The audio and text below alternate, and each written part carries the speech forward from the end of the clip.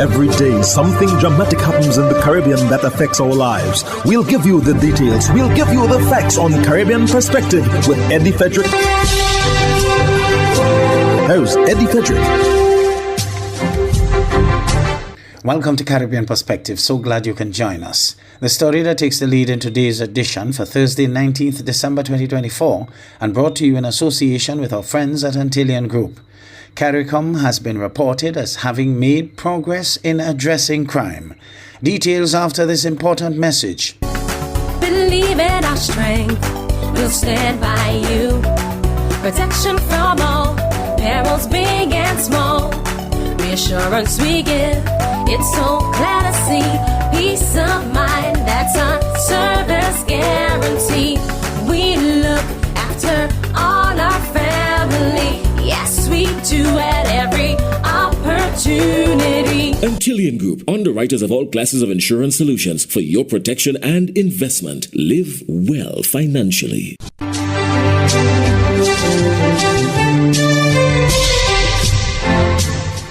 Welcome back. Barbados and CARICOM have made some progress in efforts to address the region's crime problem. This is according to Barbados' ambassador to CARICOM, David Comisiong. The island hosted the second regional symposium on crime last month. Ambassador Comisiong says, during this event, countries moved to step closer to implementing the CARICOM Arrest Warrant Treaty. That will allow member countries to arrest CARICOM nationals who are wanted in their home countries. Ambassador Comisiong says heads of government have also agreed to place greater focus on the link between mental health and crime. So the legislation has now been developed to put that in place. Last year, we said that we were very concerned about the firearms coming out of the United States. Mexico was suing the U.S. gun manufacturers for their irresponsibility, and several CARICOM countries took a decision that they were going to join Mexico's case. That happened, and perhaps as a result of that, we also said we were going to enhance the Regional Information Ballistics Network. That is the network across the region that does intelligence on illegal firearms, and we are now finally getting the cooperation of the American authorities. There's going to be a lot more mental health interventions, a lot more interventions at the level of the school system. There's going to be a big focus on rehabilitating offenders.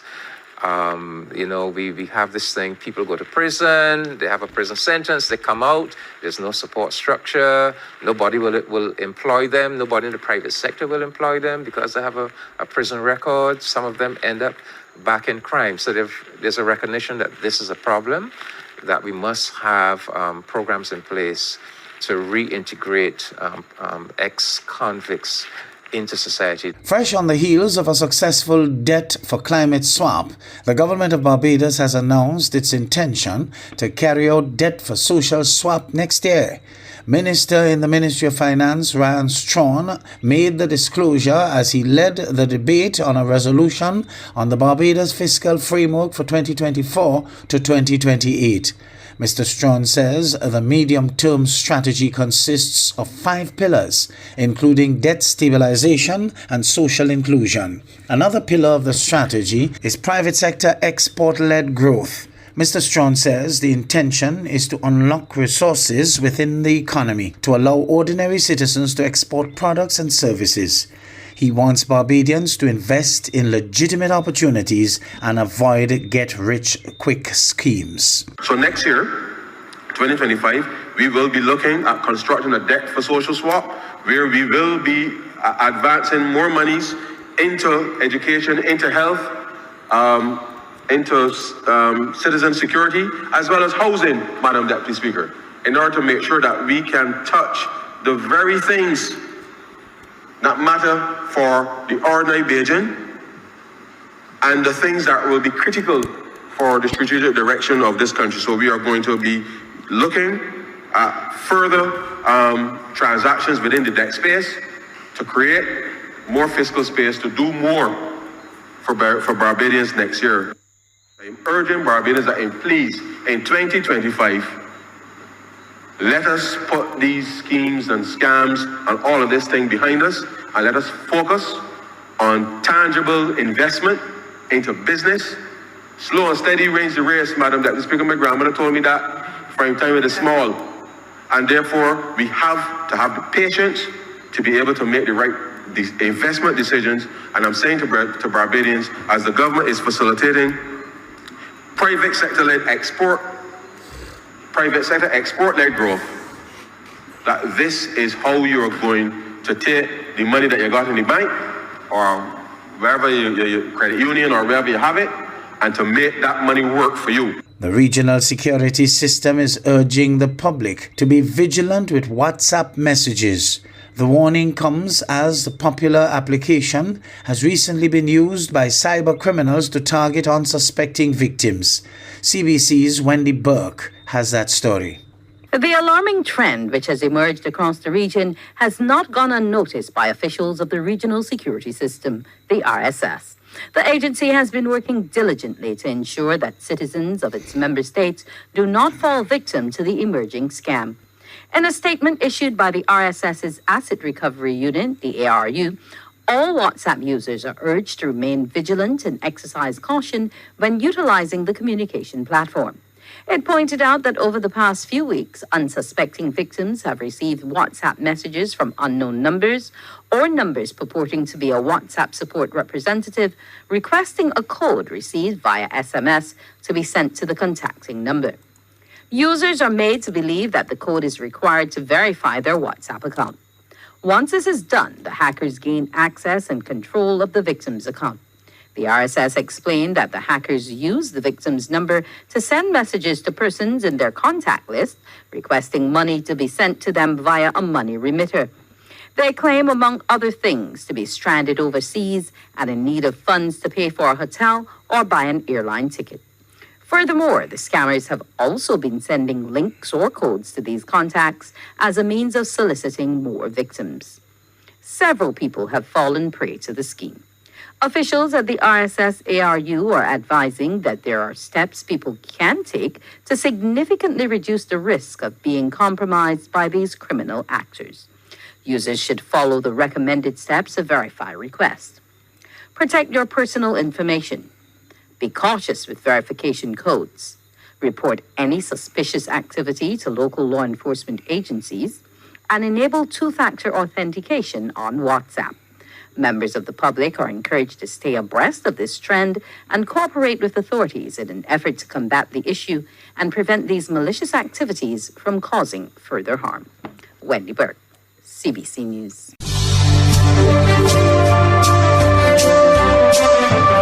You're listening to Caribbean Perspective with Eddie Frederick, In association with our friends at Antillian Group, underwriters of all classes of insurance solutions for your protection and investment. Live well financially. Over to Trinidad now, where the tragic loss of the MP, Lisa Morris Julian, on December 16th means the People's National Movement, PNM, will need to find a new candidate to contest the Dabadi Omera seat in the 2025 general election. The unfortunate incident on December 16th means the People's National Movement, PNM, will need to find a new candidate to contest the Dabadi Omera seat in the 2025 general election.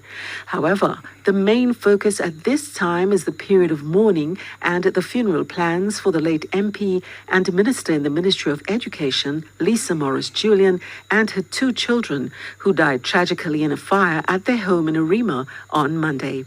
This from Minister of Youth Development and National Service and General Secretary of the PNM, Foster Cummings. Mr. Cummings spoke to the media during a Christmas dinner hosted by the Minister in the Ministry of Works and Transport, Richie Sukai. We at this time have not put that on the front burner at this time. We are focused on supporting the family as much as we can. And after the arrangements are made in terms of a funeral, etc., I'm sure that the political leader and the leadership of the party will give consideration to what happens in terms of representation for that constituency. He said the former MP will be greatly missed by the membership and her constituents. We all loved Lisa Morris Julian very much. She was a very dedicated and humble servant of the people. You could see the passion with which she sought to represent her constituency and also to serve in the People's National Movement. And we want to send our love and express our deepest condolences to her family. This loss comes close to wanting to question faith. The words of Prime Minister Dr. Keith Rowley as he put tribute to MP and Minister in the Ministry of Education Lisa Morris Julian, who passed away with 2 of her children during a house fire at her Farfan Street, Arima residence on December 16th. TTT's Ayana Carter has more. Prime Minister Dr. Keith Rowley and other members of Parliament joined members of staff of the Ministry of Education in paying tribute to the life of one of their own, Minister in the Ministry of Education, Lisa Morris Julian. Describing it as a tragedy no one could have anticipated, Prime Minister Rowley said he is not looking forward to the funeral as the reality of the situation becomes more real. He said the last time he saw Mrs. Morris Julian was at a family Christmas party on Saturday. The last time I saw Lisa, she was working her way through the crowd to leave, and she stopped and took a picture of my wife and some other people around the group, and I was never to know that was the last time I'd be seeing the best representative in the government of Trinidad and Tobago. The devastating news was then delivered by Mrs. Sharon Clark Rowley on Monday. And then I'm up all night, and at 7 o'clock in the morning, my wife comes through the door and she asked me, "Did you hear?" I said, "Hear what?" And she said that Lisa has died and 2 of her children died with her. I have not yet got over the sound of that news. I stayed up for the rest of the morning and I went to bed at 10 o'clock with that thought still not real. I slept until 12 o'clock and I woke up to discover that I was covered in tears. He reflected that tomorrow is promised to no one, and even in times of immense grief, there is the opportunity for learning. We will learn something from this, and it is that public service is honorable. And as the love and appreciation pour out for Lisa Morris Julian, it says that in doing public service, in the selfless way that she has done it, that public service is honorable. He gave thanks to God for her life and for her service to country. She was easy to work with. She was easy to live with. She was a community person. She was a tower of strength without any noise to make it known. Those of us who worked with her will always know that she's gone too soon. May she rest in eternal peace. Ayana Carter, TTT News. The 8th CARICOM Japan Ministerial Consultations held in Japan with representation from Jamaica's Minister of Foreign Affairs. CVM Live has more. The Minister of Foreign Affairs and Foreign Trade, Senator Kamina Johnson-Smith, led Jamaica's delegation at the 8th round of ministerial consultations between the Caribbean community CARICOM and Japan, which concluded December 14 in Tokyo. The ministerial consultations were co-chaired by Japan's Foreign Minister, His Excellency Iwaya Takeshi, and the chairman of the CARICOM Council for Foreign and Community Relations, COFCOR, Dr. Vince Henderson. Jamaica spoke on behalf of CARICOM on the ocean and the blue economy, as well as regional efforts to restore stability in Haiti. Committed to working together to address global challenges, foster sustainable development, and to advance a brighter future for our respective people. I look forward to meeting with Minister Iwaya and to exploring opportunities to strengthen our Japan-Jamaica JJ partnership, particularly in the areas of security, climate resilience, and renewable energy. I'm also looking forward to the preparations for Japan's hosting of World Expo 2025, scheduled to take place in Osaka, in which Jamaica is very much looking forward to participating. Now, the last CARICOM Japan ministerial meeting was held here in Kingston, Jamaica in July 2021 and was co-chaired by Minister Johnson Smith and Minister Motegi Toshimitsu during his official visit, the first ever by a Japanese foreign minister to Jamaica. The 8th CARICOM Japan ministerial meeting presents an opportunity for us to reflect on the strength of our region's long-standing partnership with Japan. This meeting, which also falls during the 2nd CARICOM Japan Friendship Year, will commemorate 30 years of the first consultations between CARICOM and Japan. As for Jamaica, this is also a moment of great pride, as we are still celebrating 6 decades of diplomatic relations with Japan this year, a genuine friend and reliable development partner for Jamaica.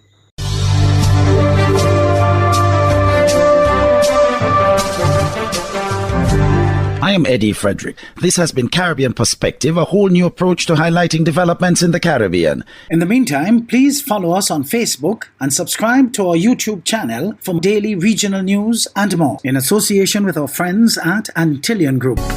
Believe in our strength, we'll stand by you. Protection from all perils, big and small. Reassurance we give, it's so clear to see. Peace of mind, that's our service guarantee. We look after all our family. Yes, we do at every opportunity. Antillian Group, underwriters of all classes of insurance solutions for your protection and investment. Live well financially.